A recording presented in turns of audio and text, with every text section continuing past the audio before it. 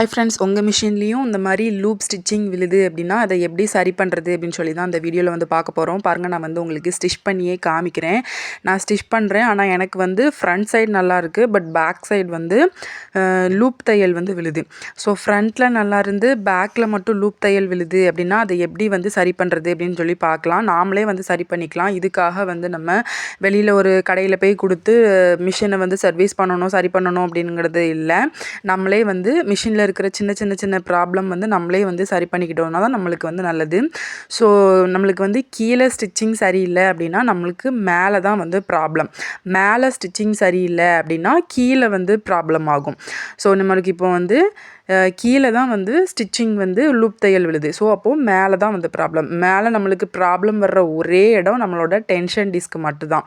ஸ்டிச்சிங்கில் உங்களுக்கு ப்ராப்ளம் வருது அப்படின்னாலே உங்களோட டென்ஷன் டிஸ்க் மட்டும்தான் உங்களுக்கு ரீசனாக இருக்கும். ஸோ இன்னொன்று, நீங்கள் வந்து உங்களோட பாபினில் வந்து நூல் வந்து கரெக்டாக வந்து சுற்றி எடுத்துருக்கணும். பாருங்கள், இந்த மாதிரி ஈவனாக வந்து இருக்கணும். அது இல்லாமல் நீங்கள் ஒரு மாதிரி லூஸாக நீங்கள் சுற்றிருந்தீங்க அப்படின்னா உங்களுக்கு வந்து அந்த நூல் வந்து ஒரு மாதிரி அந்த சிக்காக இருந்த மாதிரி ஒரு மாதிரி ஸ்ட்ரெயிட்டாக இல்லாமல் ஒரு மாதிரி இருக்கும் பாபினில்.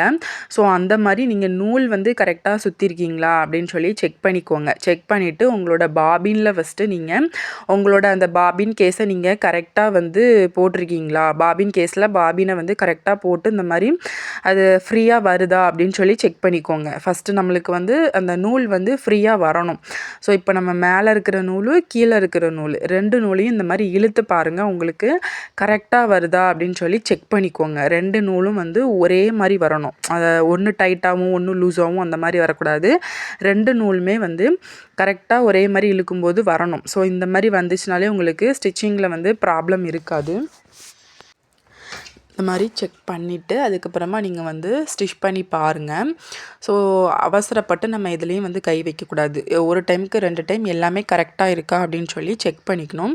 ஸோ இப்போவும் எனக்கு வந்து லூப் ஸ்டிச்சிங் தான் வருது. ஸோ நம்மளை வந்து டென்ஷன் டிஸ்கில் வந்து கொஞ்சம் டைட் பண்ணிக்கலாம். ஸோ டென்ஷன் டிஸ்க் வந்து ரொம்ப லூஸாக இருக்குது, அப்படி இல்லை டைட்டாக இருக்குது அப்படின்னு இருந்துச்சுன்னா அந்த லூப் ஸ்டிச்சிங் வந்து விழும்.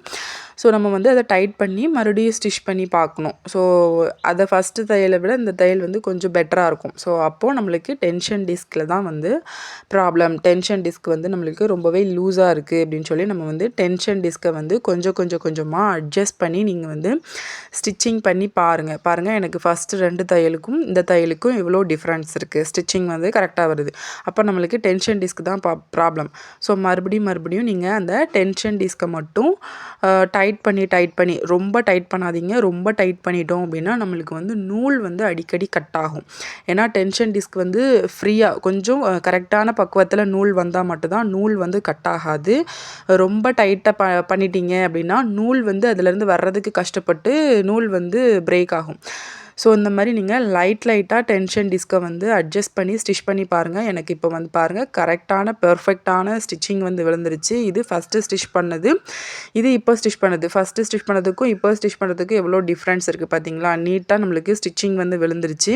ஸோ டென்ஷன் டிஸ்கில் தான் நம்மளுக்கு வந்து ப்ராப்ளம். ஸோ அதை வந்து இப்போது சரி பண்ணியாச்சு. நம்மளுக்கு ஸ்டிச்சிங்கும் வந்து நீட்டாக வந்துருச்சு.